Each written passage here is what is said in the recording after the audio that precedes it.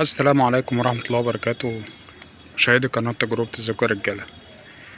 عيب كده ظهر معايا بسبب غسيل المكنة، لازم تشوفوه معايا.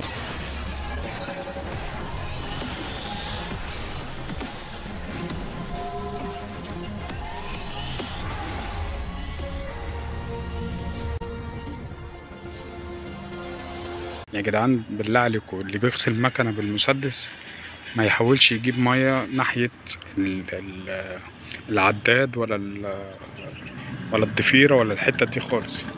الحتة دي يا جدعان بجد والله يعني مكان خطر جدا. ويعني انا ما بغسلش عامة بالمسدس خالص، بس مشكلة ان انا روحت الميكانيكي يعني معرفة وكده. ف فروحت الميكانيكي ده يعني هو معرفة وكده، فحب قال يعني يعمل معايا واجب. فوجئت ان هو غسل المكنة بالمسدس. فبعديها باسبوعين 3 بدأ يظهر عيب معايا في العداد ان هو بيهنج.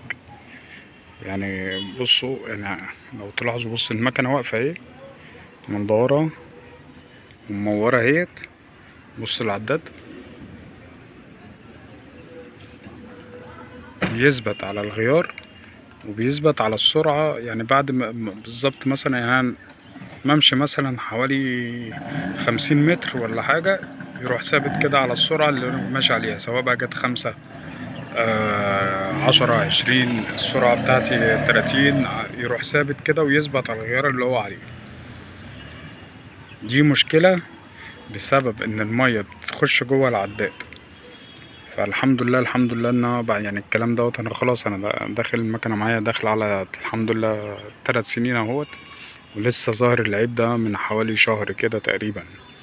يعني لولا ان انا عارف غيار الزيت بتاعي وعارف المسافات اللي انا بمشي عليها بالوايم بتاعتي، فالحمد لله انا بقدر اظبط الدنيا لغاية ان شاء الله باذن الله ما نغير العداد ده. فحبيت بس انوه عن الموضوع دوت، واقول لكم خلي بالكم من موضوع غسيل المكن.